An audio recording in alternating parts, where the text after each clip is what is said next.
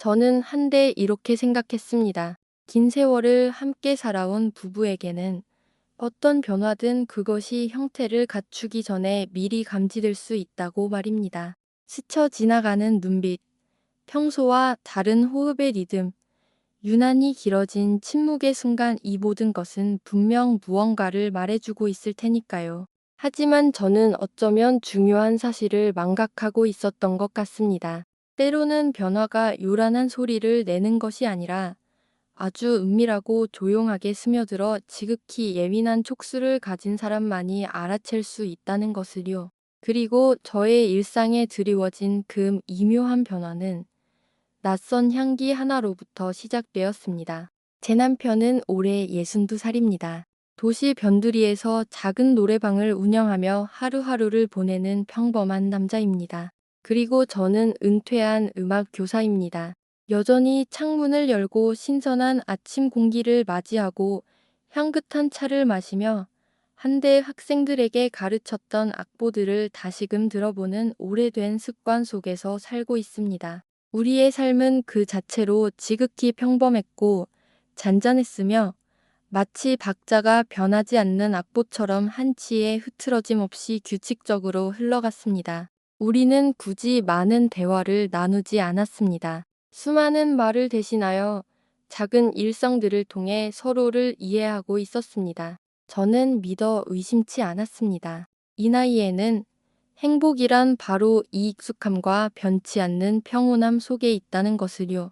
어느 날 저녁, 평소와 다름없이 저녁 식사를 하던 중이었습니다. 남편은 아주 자연스러운 어조로 제게 말했습니다. 나 노래 교실에 등록할 생각이야. 저는 들고 있던 숟가락을 내려놓고 고개를 들었습니다. 순간의 놀라움이었습니다. 30년을 함께 살았지만 남편은 단 한 번도 노래나 음악에 대한 이야기를 꺼낸 적이 없었습니다. 그는 원래 감정 표현이 적고 음악적 재능과는 거리가 먼 사람이었으니까요. 저는 물었습니다. 뜬금없이 왜 노래를 배우겠다는 거예요? 그러자 남편은 가볍게 웃으며 대답했습니다. 그냥 좀 재미있게 지내고 싶어서 그래. 그 단순한 한마디가 제 마음속에 몇 초간의 침묵을 불러왔습니다. 의심 때문이 아니었습니다. 다만 아주 희미하고 모호하게 마치 바람이 스치고 지나가는 것처럼 무언가가 방금 우리 사이를 통과했다는 느낌 때문이었습니다. 그날 이후부터 저는 남편의 변화를 조금씩 감지하기 시작했습니다. 그는 이발소에 가서 머리를 자르고 전에는 하지 않던 연갈색으로 염색을 했습니다. 향수를 사용하기 시작했고 이전과는 확연히 다른 세련된 디자인의 셔츠를 골라 입었습니다. 거울을 보는 시간이 길어졌고 외출할 때마다 이전보다 훨씬 더 부산하고 분주해 보였습니다. 저는 그에게 묻지 않았습니다. 그저 조용히 관찰할 뿐이었습니다. 어쩌면 그것이 노년의 한 단면일지도 모른다고 생각했습니다. 사람들은 늙어가는 자신에게서 벗어나고 싶어 하고 낡고 오래된 느낌에 저항하기 위해 스스로에게 작은 변화를 주려고 애쓰는 것일 수도 있다고 말입니다. 하지만 제 마음 한구석은 여전히 불안했습니다. 마치 아주 익숙한 악보를 연주하는데 귀에 들려오는 음표 하나가 미세하게 틀려 전체 멜로디를 불협화음으로 만들어버리는 것 같은 그런 느낌이었습니다. 아주 작지만 모든 것을 흔드는 오류. 어느 늦은 오후, 남편이 욕실에서 샤워를 하고 있을 때였습니다. 식탁 위에 놓인 남편의 휴대전화가 짧게 진동했습니다. 화면이 밝게 켜졌고 그 위에는 짧은 문자 메시지가 선명하게 떠올랐습니다. 오늘 정말 좋았어요. 다음에 또 만나요. 저는 그 자리에 꼼짝 않고 서 있었습니다. 그 짧은 문장 3개를 바라보며 주변의 모든 소리가 한순간에 사라지는 것을 느꼈습니다. 욕실에서 들려오는 물소리는 여전히 규칙적으로 흘렀지만 제가 들을 수 있는 것은 오직 제 심장 박동 소리뿐이었습니다. 느리고 무거우며 그리고 박자를 잃어버린 채 저는 울지 않았습니다. 분노하지도 않았습니다.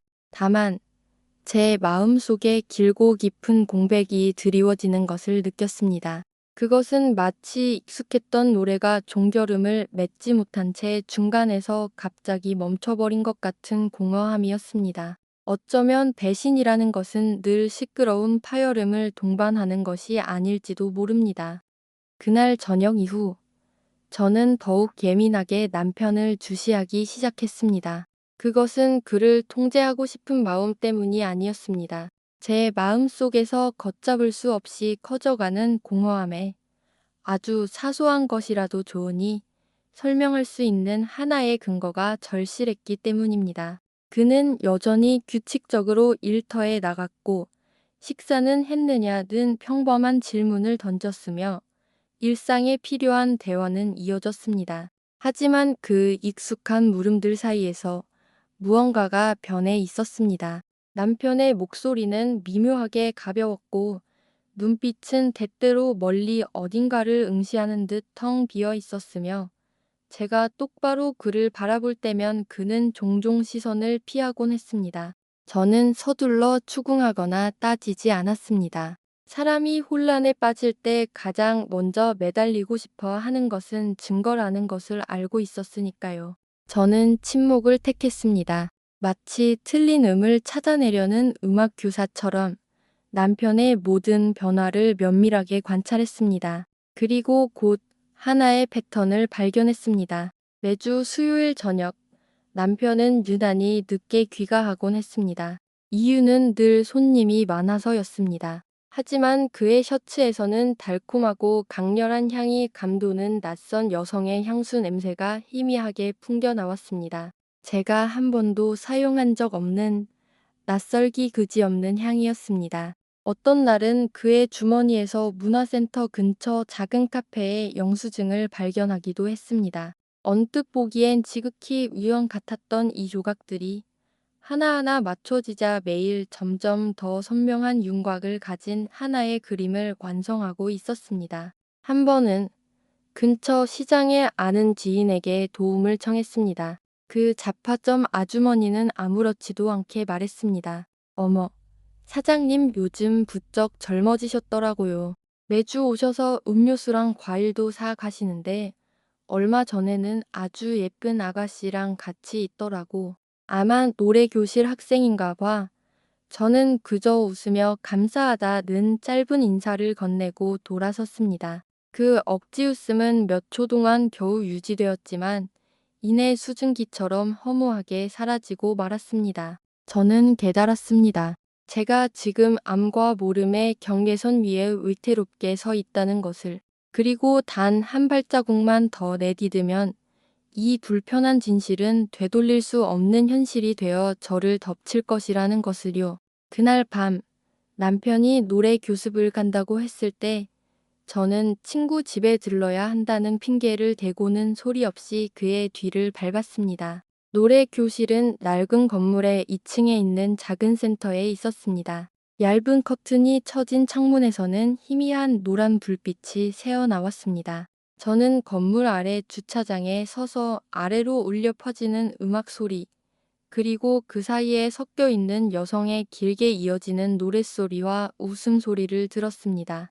그 순간 제 안에는 더 이상 분노의 감정은 없었습니다. 남편이 파마머리를 한 밝은색 원피스를 입은 여자와 함께 문 밖으로 걸어 나왔을 때 저는 앞으로 나아가지 않았습니다. 저는 그저 바라볼 뿐이었습니다. 그의 눈빛은 지극히 다정했고 그녀의 말에 고개를 숙이는 방식, 그 미소, 이 모든 것은 한데 오직 저에게만 허락되었던 것이었습니다. 그리고 그 미소를 남편의 얼굴에서 다시 마주하는 순간 저는 문득 제가 제 인생에서 완전히 벗어나 낯선 사람처럼 밖에서 서성이고 있다는 느낌에 사로잡혔습니다. 그날 밤 저는 집으로 돌아와 모든 창문을 활짝 열었습니다. 바람이 커튼을 펄럭이며 지나가는 소리는 마치 길게 새어 나오는 한숨처럼 들렸습니다. 저는 식탁에 앉아 하얀 종이 한 장을 꺼냈습니다. 그리고 제가 목격한 모든 것을 하나하나 글로 적어 내려왔습니다. 그리고는 조심스럽게 그것을 접었습니다. 저는 이 종이로 무엇을 할지는 알지 못했습니다. 아마도 이 종이는 저 자신에게 상처를 주는 것은 배신 그 자체가 아니라 우리가 신뢰할 수 있는 능력을 상실했다는 것을 깨닫는 바로 그 순간임을 상기시키기 위한 기록일지도 모릅니다.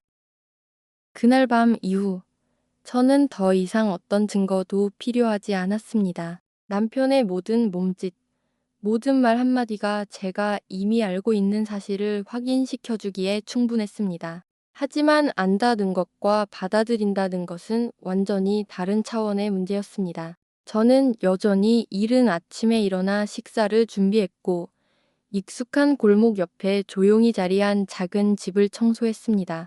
겉으로 드러나는 우리의 삶은 그 형태를 그대로 유지했습니다. 달라진 것은 오직 제 내면뿐이었습니다. 그 감정은 마치 이 맞지 않는 현악기 같았습니다. 다른 이들에게는 온전한 멜로디로 들리겠지만 연주하는 사람 자신만이 현이 느슨해졌다는 것을 알아채는 그런 고통이었습니다. 저는 남편이 숨긴 이야기의 조각들을 주워 모으기 시작했습니다. 어느 날 밤 그가 잠든 틈을 타 저는 남편의 휴대전화를 열었습니다. 과거 직업에서 몸에 밴 습관 덕분에 저는 망설이기보다 빠르게 스크롤할 수 있었습니다. 수신함에는 업무 관련 문자 외에 유난히 자주 등장하는 이름 하나가 있었습니다. 황미. 메시지 내용은 늘 짧았습니다. 때로는 단지 몇 글자의 감사 인사, 혹은 다음 만남을 기약하는 약속뿐이었습니다. 그러나 그 짧은 단어들 사이에는 오직 당사자들만이 느낄 수 있는 은밀한 친밀함의 공백이 깊게 자리 잡고 있었습니다. 저는 더 깊이 파고들었습니다. 그 이름은 낯선 듯 낯설지 않았습니다. 일주일간 교회 지인 몇몇을 통해 저는 그녀에 대한 정보를 얻을 수 있었습니다. 그녀 역시 그 노래 교실에 다니고 있었고 50을 간 넘긴 나이로 간호조무사 일을 했으며 아직 미혼이라는 것이었습니다. 사람들은 그녀가 쾌활하고 노래를 잘하며 남을 잘 돕는다고 칭찬했습니다. 심지어 이런 말도 들었습니다. 황미 씨는 워낙 젊어 보여서 누가 50살이 넘었을 거라고 생각하겠어요. 저는 그 말을 듣고 그저 미소 지었습니다. 젊음이라는 것은 때로 나이가 아니라 상대를 바라보는 시선 속에 머무는 법이니까요. 어느 오후 수업이 끝난 시간에 맞춰 저는 문화센터로 향했습니다. 교실 문은 열려 있었고 사람들이 악보를 든 채 하나둘 밖으로 나오고 있었습니다. 저는 길 건너편 가로수 그늘 뒤에 몸을 숨기고 그들을 지켜보았습니다. 사람들 틈에서 회색 원피스를 입고 파마머리를 한 여인이 환하게 웃고 있었습니다. 저는 그에게서 눈을 뗄 수 없었습니다. 미모 때문이 아니었습니다. 무언가 지독하게 익숙한 것이 그녀에게서 느껴졌기 때문이었습니다. 머리를 기울이는 방식, 걷는 자세, 그리고 그 눈빛 저는 이 모든 것을 과거 어딘가에서 본 적이 있었습니다. 오랜 시간이 걸려서야 제 기억은 그 이름을 불러냈습니다. 황미. 그녀는 20년 전 제가 절대 잊을 수 없는 장례식에 나타났던 그 여자였습니다. 제 가장 친한 친구였던 박영숙은 40대 초반에 세상을 떠났습니다. 그녀의 죽음은 표면적으로는 자살로 알려졌지만 저는 그녀의 남편 외도로 인한 가정의 파탄이 더 깊은 원인임을 알고 있었습니다. 그리고 그 결혼 생활을 파고들었던 여자가 바로 이황미였습니다. 저는 그 이름을 들었고 증오했고 그리고 억지로 잊으려 했습니다. 20년이 지난 지금 그 이름이 다시 제 삶에, 그것도 바로 제 인생 한가운데로 돌아올 줄은 상상도 하지 못했습니다. 그 끔찍한 깨달음이 조용히 제 정신을 잠식해 들어올 때 저는 길가 벤치에 주저앉았습니다. 등골을 타고 차가운 바람이 스치는 듯 했습니다. 눈물은 나오지 않았습니다. 아마 그 눈물은 20년 전 그 장례식에서 이미 메말라 버렸을 것입니다. 저는 그저 무거운 정적만을 느꼈습니다. 마치 운명이 제가 중심에 서 있다는 사실을 채 깨닫기도 전에 하나의 원을 조용히 닫아버린 것 같았습니다. 그날 밤, 저는 한숨도 잘 수 없었습니다. 눈을 감을 때마다 이미 세상을 떠난 친구의 얼굴이 저 밖에 있는 그 여자의 얼굴과 겹쳐 보였습니다. 평화로웠다고 믿었던 모든 세월이 누군가 돌을 던진 호수처럼 산산이 부서져 버렸습니다. 저는 깨달았습니다. 저는 단순히 배신당한 한 명의 아내가 아니었습니다. 저는 같은 비극이 반복되는 현장의 두 번째 목격자였습니다. 그리고 이번에는 저는 예전처럼 가만히 서서 그 결말을 지켜볼 생각이 추호도 없었습니다. 그 여인이 누구인지 깨달은 순간부터 제 안의 모든 것이 놀랍도록 명료해졌습니다. 저를 짓누르던 배신의 고통은 어느새 뒤로 물러났고 그 자리를 다른 감각이 대신했습니다. 갓 갈아낸 칼날처럼 차갑고도 날카로운 감각이었습니다. 저는 충동적으로 행동해서는 안 된다는 것을 알았습니다. 요란한 분노는 사람을 지치게 만들 뿐입니다. 교사 생활을 하면서 저는 기다리는 법을 배웠습니다. 학생이 이해할 때까지, 음표가 제자리를 찾을 때까지, 그리고 이제는 저만의 결정적 순간을 기다리는 것입니다. 저는 황미의 삶을 파헤치기 시작했습니다. 사람들은 그녀가 예전 병원 근처 임대 아파트에서 혼자 살고 있으며 몇 년 전 간호조무사 일을 그만두었다고 했습니다. 그녀는 지역센터에서 노래를 가르치고 여러 클럽 활동에 참여하며 특히 정신건강이나 긍정적인 삶에 대해 이야기하기를 좋아한다고 했습니다. 저는 그 말을 들으며 웃어야 할지 슬퍼해야 할지 알 수 없었습니다. 어쩌면 그녀 같은 사람들에게 과거란 그저 찢어버리면 그만인 낡은 종이 조각일지도 모릅니다. 하지만 제게 그것은 지워지지 않는 얼룩처럼 선명하게 남아 있었습니다. 저는 정면으로 맞서지 않았습니다. 대신 그녀가 있는 곳에 제가 나타나도록 만들었습니다. 저는 그녀가 가끔 교류하는 근처 센터의 노인 요가 교실에 등록했습니다. 저는 조용히 뒷좌석에 앉아 그녀가 말하는 방식, 웃는 방식, 그리고 주변 사람들에게 자신이 얼마나 선량한 사람인지를 믿게 만드는 방식을 관찰했습니다. 그녀는 친절하고 능수능란했으며 목소리는 따뜻했고 적절한 순간에 칭찬할 줄 알았습니다. 사람들은 그녀를 좋아했지만 저는 오직 그녀의 눈빛 속 깊은 공백만을 보았습니다. 위선이 결코 숨겨지지 않는 바로 그 자리 말입니다. 저는 그녀의 본질적인 취약점 하나를 발견했습니다. 그녀는 돈을 매우 좋아했습니다. 대화 중간중간 그녀는 늘 노후를 위해 뭔가 투자하고 싶다거나 민첩한 사람만이 잡을 수 있는 좋은 기회에 대해 언급하곤 했습니다. 이것은 20년 전 그녀가 제 친구의 남편을 유혹하여 그 가정을 파탄으로 몰고 갔을 때 사용했던 수법과 똑같았습니다. 사람은 옷을 갈아입고 목소리를 바꿀 수 있을지 몰라도 그 본질적인 탐욕은 결코 변하지 않는다는 것을 깨달았습니다. 저는 바로 그 역점을 이용하기로 결정했습니다. 저는 예전 그룹의 지인 몇몇과 함께 작은 투자 프로젝트에 대한 이야기를 꾸며냈습니다. 낡은 건물을 매입하여 음악 연습실로 개조하는 사업이었습니다. 저는 부동산 업계에 종사하는 예전 학생에게 도움을 청해 그럴싸한 사업 계획서와 서류 몇 장을 준비하게 했습니다. 모든 것은 완벽하게 합법적인 것처럼 보였습니다. 단지 그것은 진실이 아니라는 것 외에는 말입니다. 몇 주 후, 저는 황미에게 먼저 다가가 인사를 나누었습니다. 노래를 다시 배우고 싶어 하는 말솜씨가 부드럽고 예의 바른 나이든 여성 아무도 저를 경계하지 않았습니다.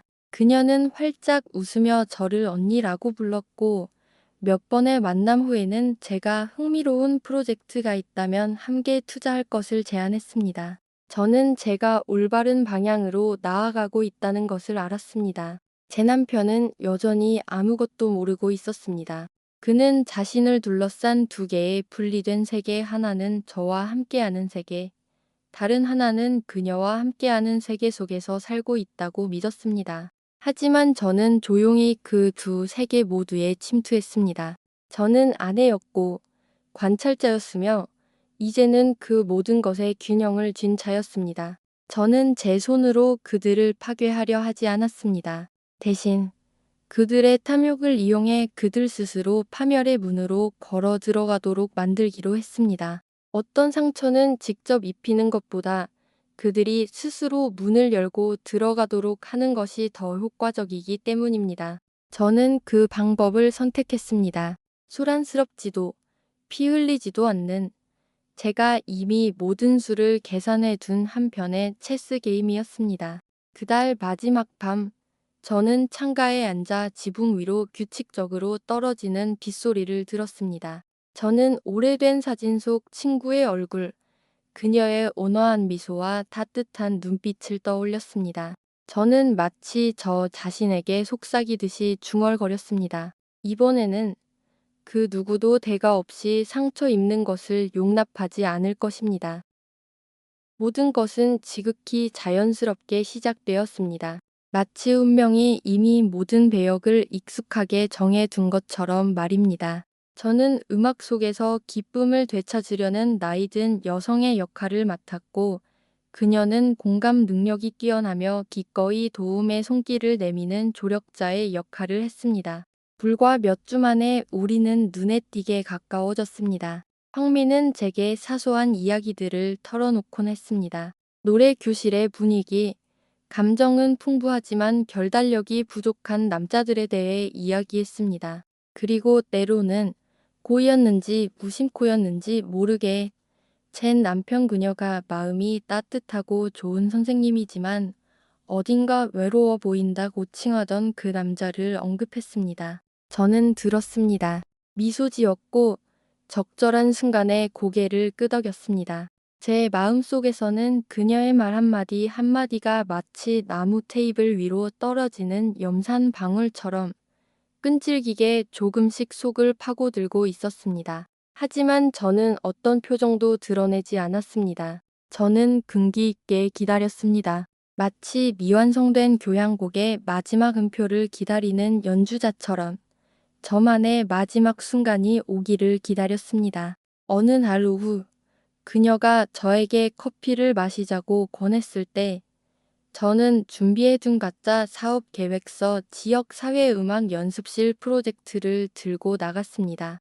저는 몇몇 친구들이 함께 투자하려 하지만 제가 참여해야 할지 망설이고 있다고 말했습니다. 저는 많은 말을 할 필요가 없었습니다. 인장이 찍혀 있고 상세한 도면과 몇 가지 숫자가 적힌 그 서류들을 테이블 위에 무심한 듯 놓아두는 것만으로 충분했습니다. 그녀의 눈빛이 번득였습니다. 20년 전 제가 똑똑히 보았던 바로 그 탐욕의 빛이었습니다. 그녀는 매우 세밀하게 질문했고 메모했으며 흥분을 감추지 못하고 말했습니다. 언니, 이 프로젝트가 진짜라면 엄청난 이익이 날 거예요. 제가 자금을 더 댈 사람들을 몇 명 아는데 언니 남편분까지 참여하시면 신뢰도는 2배로 늘어날 거예요. 저는 무심한 척 가볍게 대답했습니다. 그이는 저보고 그냥 노래나 배우라고 하더군요. 투자 같은 일은 너무 바빠서 신경 쓸 겨를이 없대요. 그녀는 고개를 갸웃하며 웃었습니다. 남자들은 다 그렇게 말해요. 하지만 누가 아내와 자식의 미래를 위해 재산을 불리고 싶지 않겠어요? 제가 잘 말해볼게요. 분명 선생님도 들으실 거예요. 저는 알았습니다. 그녀는 가만히 있지 않을 것이라는 것을요. 그리고 과연 얼마 지나지 않아 제 남편이 제게 노래 교실의 한 친구가 아주 괜찮은 투자 기회를 가지고 있다는 이야기를 꺼냈습니다. 그의 목소리는 잔잔했지만 저는 그 속에 담긴 은밀한 기대와 들듦을 감지했습니다. 그가 제게 그 사업 계획서 제가 직접 만들어낸 바로 그 서류를 보여주었을 때 저는 그저 침묵했습니다. 긍정도 부정도 하지 않고 그저 바라보기만 했습니다. 그는 제가 내용을 이해하지 못한다고 생각했을 것입니다. 하지만 저는 세상 누구보다 그 내용을 명확하게 이해하고 있었습니다. 몇 주 후 그들은 공식적으로 투자를 진행했습니다. 남편은 평생 모아온 적지 않은 금액을 황미 역시 자신의 몫을 투자했습니다. 그녀는 심지어 친구들에게 곧 음악센터 공동 소유주가 될 것이라고 자랑했습니다. 저는 모든 일이 한치의 오차도 없이 계획대로 진행되도록 내버려 두었습니다. 가짜 서류를 만드는 것을 도왔던 제 예전 제자는 그녀가 돈을 입금했고 계약서에 서명했으며 남편에게 밝게 웃는 얼굴로 찍은 사진을 보냈다고 보고했습니다. 모든 것이 완벽했습니다. 저는 돈을 되찾으려 하지 않았고 고소하거나 그들의 관계를 폭로할 필요도 없었습니다. 제가 원했던 것은 혼란이었습니다. 그들이 모든 것이 자신들의 예상과 다르게 돌아가고 있다는 것을 깨닫는 바로 그 순간 이 작은 세상에서 기만은 영원히 떠다니지 않고 결국 자신에게 되돌아온다는 것을 깨닫는 그 순간이었습니다. 어느 날 아침, 황미가 남편에게 공황 상태에 빠진 듯 전화를 걸어왔습니다. 프로젝트 관계자들이 아무도 연락이 안 돼요. 사무실이 문을 닫았어요. 저는 테이블 옆에 앉아 조용히 차를 따랐습니다. 남편은 뛰어나갔고 확인하고 돌아왔을 때 그의 얼굴은 새파랗게 질려 있었으며 손은 떨리고 있었습니다. 그는 저에게 무슨 일이 있었는지 아느냐고 물었습니다. 저는 아주 천천히 그를 바라보았습니다. 그리고 단 한마디만을 했습니다. 저는 오히려 당신이 저보다 세상 인심을 더 정확하게 읽는 분이라고 믿었습니다. 그날 집안에는 시계 초침 소리마저 들릴 정도로 무거운 침묵이 흘렀습니다. 남편은 더 이상 아무 말도 하지 못하고 넋 나간 듯 앉아 텅 빈 시선으로 허공을 응시했습니다. 저는 그를 탓하지도 비꼬지도 않았습니다. 저는 다만 폭풍이 지난 후 바람이 멈추고 호수가 잔잔해지는 것처럼 모호한 균형이 서서히 돌아오고 있다는 것을 느꼈을 뿐입니다. 밤이 되어 저는 현관으로 나가 칠흑같이 어두운 하늘을 올려다보았습니다. 멀리서 구급차 소리가, 개 짖는 소리가, 그리고 빗방울이 드문드문 덜어지는 소리가 들려왔습니다. 저는 어둠 속에서 조용히 눈을 감았습니다. 기쁘지도 통쾌하지도 않았습니다. 단지 부드러운 공허함만이 느껴졌습니다. 슬픔이 제 갈기를 다 걸어 마침내 사라진 것과 같은 감정이었습니다. 저는 알았습니다. 제가 길고 긴 하나의 곡을 마쳤다는 것을요. 하지만 그 곡의 여운은 아마도 기만했던 사람들의 마음속에 아주 오래도록 남을 것입니다. 지역 사회음악 연습실 프로젝트가 공식적으로 증발해버린 후 일련의 사건들은 마치 이미 정해진 순서라도 따르는 것처럼 이어졌습니다. 며칠 만에 관련자들은 프로젝트의 모든 서류와 계획서가 법적 효력이 없다는 것을 깨닫기 시작했습니다. 등록 사무실은 폐쇄되었고 모든 연락처는 불통이었습니다. 이 소식은 노래 교실 그룹 내에 빠르게 퍼져나갔고 수많은 소문을 낳았습니다. 황미는 순식간에 이야기의 중심이 되었습니다.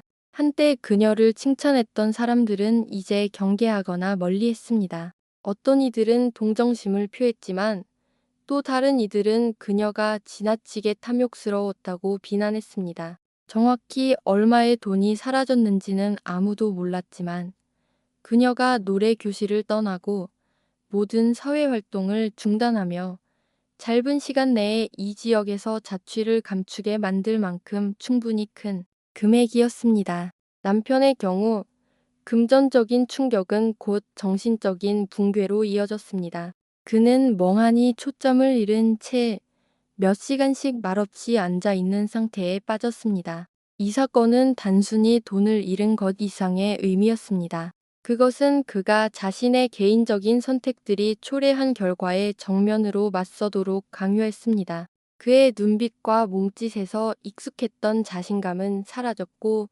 후회와 당혹감이 그 자리를 대신했습니다. 아내는 겉으로 어떤 명확한 반응도 보이지 않았습니다. 모든 일이 끝난 후에도 그녀는 여전히 이전과 같은 일상을 유지했습니다. 일찍 일어나고 요리하고 집을 정리하고 가끔 이웃 아이들에게 노래를 가르쳤습니다.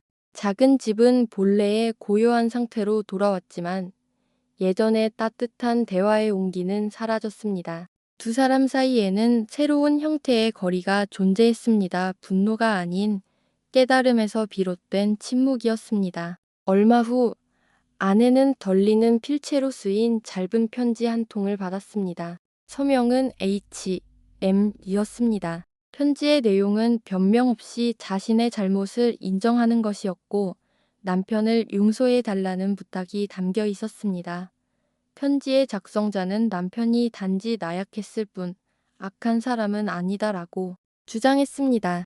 발신 주소는 없었고 답장도 없었습니다. 아내는 편지를 접어 서랍 안에 넣어두었고 다시는 그 편지를 언급하지 않았습니다. 그 후로 그들의 삶은 규칙적으로 계속되었습니다.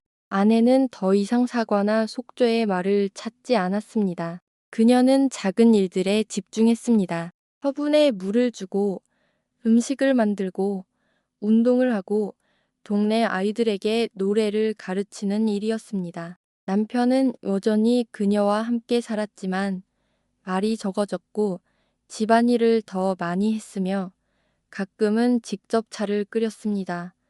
이전에는 좀처럼 하지 않던 습관이었습니다.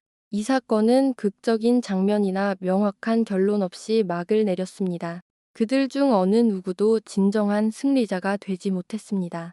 세 사람 배신한 자, 배신당한 자, 그리고 그 사이에 끼어든 자 모두 결과의 몫을 감당해야 했습니다. 모든 것은 차가운 균형 상태에서 멈추어 섰습니다. 마치 폭우가 쏟아진 후에 호수 표면처럼 잔잔했지만 그 밑바닥에는 아직 가라앉지 않은 소용돌이가 남아 있었습니다. 아내는 이 일을 복수라고 말하지 않았고 정의라고도 생각하지 않았습니다. 그녀에게 이 모든 것은 단지 잘못된 선택이 시간과 탐욕에 의해 추동되어 발생한 필연적인 결과일 뿐이었습니다. 결국 남은 것은 통쾌함이나 고통이 아니라 정적 주변의 모든 소리가 꺼진 후에도 인간을 지탱할 수 있는 유일한 힘이었습니다. 시간이 흐르면서 과거의 모든 격변은 오래된 물건 위에 내려앉은 고운 먼지처럼 서서히 가라앉았습니다. 음악 프로젝트에 대한 이야기는 더 이상 언급되지 않았습니다. 노래 교실은 해산되었고 센터는 문을 닫았으며 새로운 사람들은 왔다가 다시 떠났습니다. 단지 몇몇 사람만이 이 일을 오래된 일화처럼 가끔 떠올렸다가 이내 잊어버릴 뿐이었습니다. 남편은 여전히 낡은 집에 머물렀습니다. 이전보다 더 말이 없어졌습니다. 그는 집안일을 더 많이 했고 가끔 혼자 앉아 책을 읽었습니다. 예전처럼 노래 교재가 아닌 노년의 삶, 용서, 그리고 마음의 평정을 다루는 책들이었습니다. 아내는 과거를 언급하지 않았고 추궁하지도 않았으며 원망을 드러내지도 않았습니다. 그들 사이에는 명확한 화해는 없었지만 일종의 암묵적인 동의가 존재했습니다. 폭풍우를 겪고 이제 잠시 비를 피할 처마가 필요한 두 사람처럼 그저 침묵 속에서 함께 살아가는 것이었습니다. 매일 아침 아내는 여전히 일찍 일어나 차를 끓였고 창문을 열어 햇살이 방 안 가득 스며들도록 했습니다. 때때로 뒷마당에 나가 국화 몇 송이를 꺾어 작은 꽃병에 꽂았습니다. 이러한 습관들은 장식을 위한 것이 아니라 삶이 어떤 식으로든 계속되고 있다는 것을 스스로에게 상기시키기 위한 의식이었습니다. 그 평온함 속에서 날카로웠던 고통은 더 이상 상처가 아닌 아련한 기억으로 변해 있었습니다. 어떤 오후에는 이웃집에서 흘러나오는 피아노 소리를 들었습니다. 20년 전 남편이 연주하던 노래와 비슷한 오래된 멜로디였습니다. 그 소리는 더 이상 아내에게 고통을 주지 않았습니다. 대신 희미한 미소를 자아냈습니다. 마치 오래된 곡을 다시 들으며 중요한 것은 노래 자체가 아니라 그것을 어떤 마음으로 듣느냐는 것을 이해하는 사람처럼 말입니다. 아주 드문 순간 그들의 눈빛이 마주칠 때가 있었습니다. 거기에는 더 이상 뜨거운 사랑도 지독한 원한도 없었습니다. 그저 한 인생의 긴 구간을 함께 공유했던 두 사람이 이제 한 집안에 앉아 묵묵히 시간이 흘러가는 것을 지켜보고 있을 뿐이었습니다. 그들은 말로 표현하지 않았지만 둘 다 알고 있었습니다. 어떤 실수들은 되돌릴 수 없으며 단지 그것과 함께 살아가는 법을 배워야 한다는 것을요. 어느 가을 저녁, 아내가 오래된 서랍을 정리하다가 무심코 HM이라고 서명된 편지에 손이 닿았습니다. 종이는 이미 변색되었고 글씨는 희미했지만 여전히 읽을 수 있었습니다. 아내는 편지를 펴보지 않았습니다. 그저 가지런히 접어 작은 나무 상자 안에 넣고 잠가두었습니다. 그것은 용서의 행위도 거부의 행위도 아니었습니다. 단지 매듭을 짓는 행위였습니다. 그날 밤 그녀는 현관밖에 앉아 백은색으로 변해가는 하늘을 바라보았습니다. 마른 나뭇잎이 가볍게 떨어지고 바람은 초가을의 차가운 기운을 실어 날랐습니다. 그녀는 찻잔을 들어 한 모금 마신 후 누구에게도 향하지 않는 목소리로 조용히 말했습니다. 이런 이야기에서는 아무도 진정한 승자가 될 수 없습니다. 단지 앞으로 나아갈 만큼 충분히 평정을 유지하는 사람만이 있을 뿐입니다. 멀리서 교회 종소리가 느릿하게 울려 퍼졌고 바람 소리와 조화를 이루었습니다. 하늘은 점차 어두워졌고 집은 다시 익숙한 평온 속으로 돌아갔습니다. 모든 것이 끝난 듯 보였습니다. 하지만 그 침묵 속에는 삶은 잃어버린 것들에서 멈추지 않고 늘 계속된다는 것을 상기시키는 아주 미세한 맥박이 아무도 보지 않는 곳에서 조용히 뛰고 있었습니다. 인생은 한편의 악보와 같아서 우리가 원하는 리듬만을 다르지 않습니다. 실수, 배신, 그리고 상실은 때때로 고통스러운 저음처럼 갑작스럽게 울려 퍼질 수 있습니다. 하지만 바로 그 낮은 음조 덕분에 우리는 더 깊이 듣는 법을 배우고 드물게 찾아오는 맑은 고음의 순간들을 진정으로 소중히 여기게 됩니다. 이 이야기에서 배신은 단순히 그릇된 관계만을 의미하지 않았습니다. 그것은 신뢰의 한계, 직권의 힘, 그리고 인내심에 대한 가혹하지만 값진 교훈이었습니다. 한 여성은 30년간의 결혼 생활을 잃었지만 그 대가로 자기 자신 독립심, 내면의 힘, 그리고 지연된 정의에 대한 믿음을 되찾았습니다. 때로 운명은 잃어버린 것을 돌려주지 않지만 대신 우리에게 우리만의 방식으로 온전하게 살아갈 수 있는 기회를 선사합니다. 진정한 기적은 복수가 아니었습니다. 그것은 우리가 다시 일어서서 자아를 지켜내고 고통을 힘으로 변화시키는 바로 그 능력이었습니다. 돌이켜보면 모든 시련은 교훈이 되었고 모든 상처는 성장의 원동력이 될 수 있었습니다. 마치 계절의 끝에 떨어지는 나뭇잎들처럼 비록 가지를 떠났을지라도 그들은 여전히 삶이라는 그림을 풍부하게 만드는 데 기여합니다. 여기서 얻는 교훈은 단지 이야기 속 인물들만을 위한 것이 아닙니다. 그것은 우리 모두를 위한 것입니다. 운명이 우리를 조롱할 수 있고 인간은 배신할 수 있지만 흔들리지 않는 끈기와 지혜가 궁극적으로 우리를 진정한 평화와 행복으로 이끌 것입니다. 기억하십시오. 나이는 새로운 시작의 장애물이 아닙니다. 오히려 경험, 끈기, 그리고 용기야말로 우리를 매일 더 충실하게 살아가도록 돕는 원동력입니다. 그리고 마침내 고요한 어느 오후, 석양이 창문으로 스며들 때 그 여성은 잔잔하게 미소 지었습니다. 더 이상 원한도, 증오도 없었습니다. 오직 평온함과 믿음만이 남아 있었습니다. 삶은 언제나 다시 시작할 기회를 준다는 믿음. 감히 일어서서 다시 걸어나가는 모든 이들에게 말입니다.